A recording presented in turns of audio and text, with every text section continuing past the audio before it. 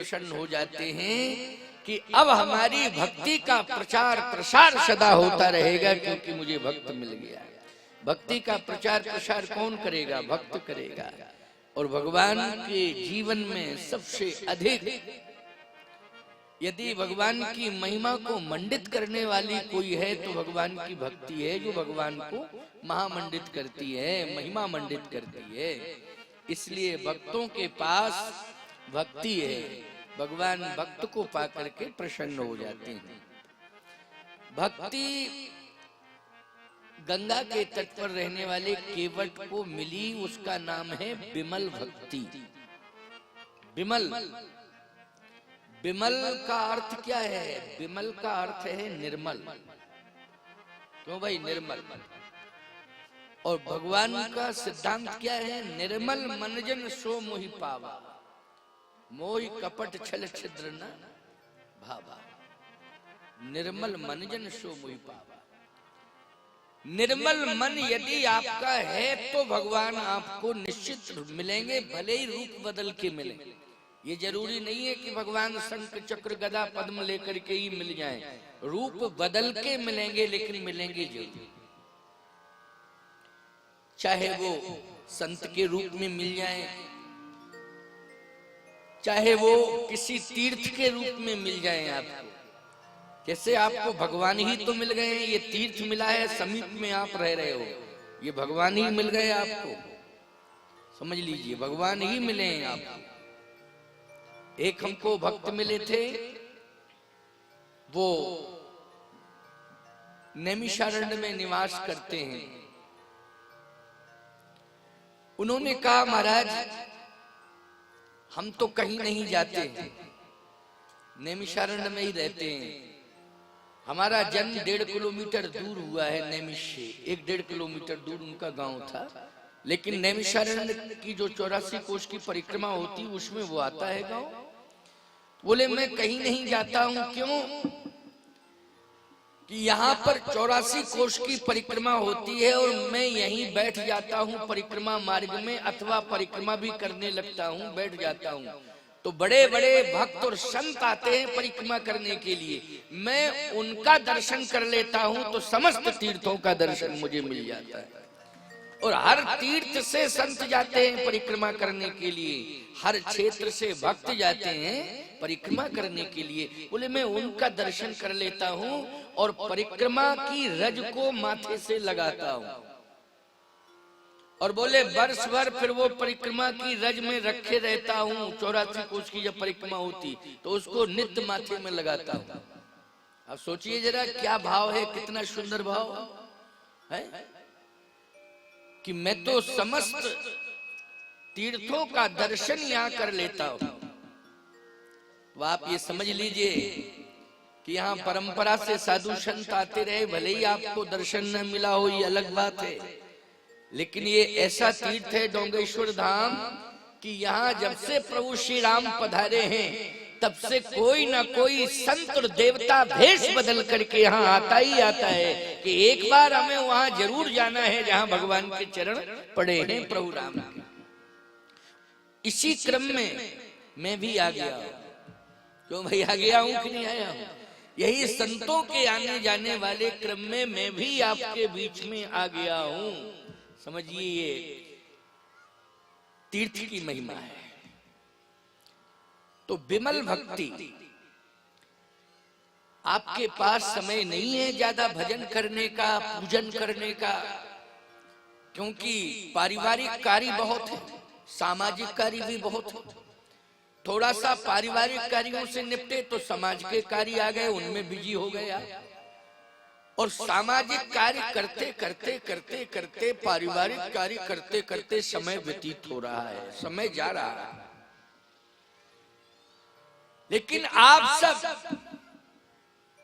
विमल भक्ति का सहारा ले लें, बस केवट की तरह विमल भक्ति का सहारा आप ले लें। और आपने अगर केवट की तरह विमल भक्ति का सहारा ले लिया तो जिस घर में आप रहते हैं आगे चल करके वो घर भी तीर्थ बन जाएगा प्यारे। आपके भक्ति के कारण वो घर तीर्थ बन जाएगा। आज राजापुर को कोई नहीं जानता था। तुलसीदास जी महाराज का जन्म जिस घर में हुआ उस घर के कारण तीर्थ बन गया। वो कौन? राजापुर। गोस्वामी तुलसीदास जी। पहले इसके पहले क्या था वहाँ? कुछ नहीं। जैसे गांव साधारण होते हैं वैसे ही वो, लेकिन राजापुर में तुलसीदास जी का जन्म हुआ। उन्होंने भक्ति की, एक भक्त का जन्म हुआ घर में, तो आज वो तीर्थ बन गया। जो चित्रकूट धाम जाते हैं दर्शन करने के लिए, वो एक बार राजापुर जरूर जाते हैं कि चलो राजापुर का भी दर्शन कर लें। तुलसीदास जी के कारण, भक्त के कारण तीर्थ बन गया। तो विमल भक्ति क्या है? विमल भक्ति है निर्मल विचारधारा, पवित्र विचारधारा। पवित्र विचारधारा क्या है? पवित्र विचारधारा यही है कि हम अपने लिए नहीं जी रहे हैं, हम दूसरों के लिए जी रहे हैं। बोलो ये विचारधारा पवित्र है कि नहीं? केवल हम अपने लिए जी रहे हैं कि कमाना, खाना, पढ़ के सो जाना, बस इसके लिए ही हम जी रहे हैं। तो ये इतना तो पशु भी कर लेता है। क्यों भाई? अपना पेट वो भी भरता है। पशु क्या भूखा रहता है? नहीं। चिड़िया भी अपना दाना खोज लेती है। आप नहीं दोगे तो वो कहीं ना कहीं से पेट भरने के लिए अपना दाना खोजेगी, और जहां घोंसले में उसके बच्चे होंगे उनके लिए भी 2-4 दाना लेकर पहुंच जाएगी। लेकिन आप सबसे मैं एक ही बात कहना चाहता हूं, 84 लाख योनियों में जितने भी पैदा हुए हैं सब पेट भरना जानते हैं। अजगर करे न चाकरी, लेकिन फिर भी मरता नहीं है भूखों, उसे भी भोजन मिलता है। पर्वतों के अंदर गुफाओं में वो रह रहा है जहां लोग पहुंच नहीं पा रहे हैं, जानते ही नहीं है कि इस पर्वत के अंदर गुफा है, उसमें अजगर रहता है। लेकिन बोलो कौन भोजन देने जा रहा है? वो भी अपना भोजन कर लेता है, तभी तो जिंदा है। नहीं कैसे जिंदा रहेगा?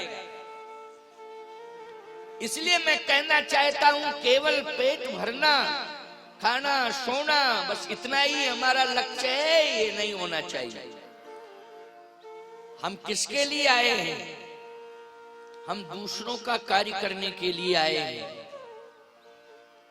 समाज की सेवा के लिए आए हैं, समाज में अच्छा कार्य करने के लिए आए हैं, समाज में लोगों का दुख दर्द दूर करने के लिए आए हैं। हम में जितना सामर्थ्य है उतना हम दूसरे की सहायता करेंगे, जितना सामर्थ्य है उतना करेंगे।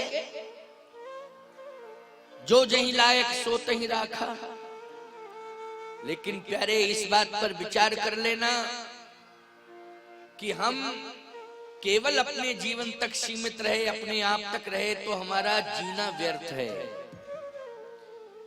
केवट कहता है कि मैंने तो चरण पखारे हैं, लेकिन नहीं, ये पर्याप्त नहीं है कि मुझे भगवान मिल गए बस यही पर्याप्त है। मैंने चरण धो लिए यही पर्याप्त है, नहीं, पूरे गांव को जोड़ूंगा भगवान के चरणों से।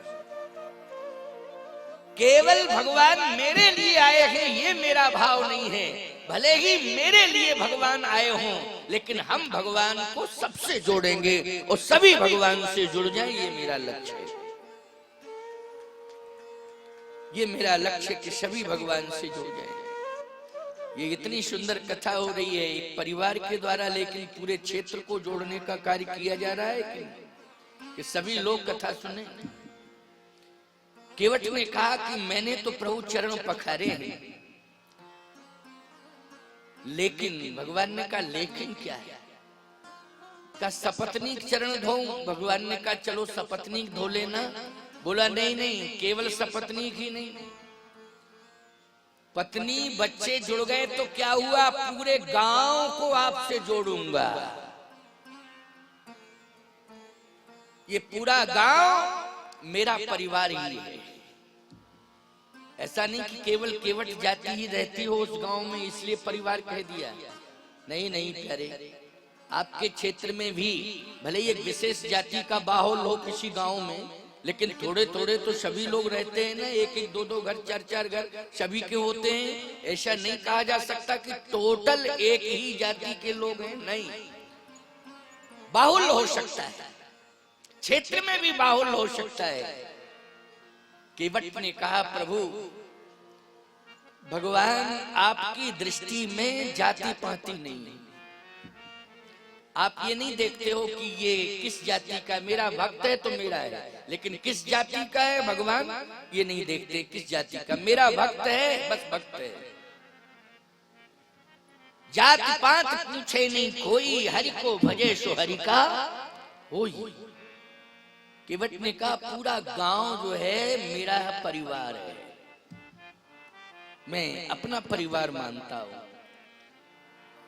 कोई परिवार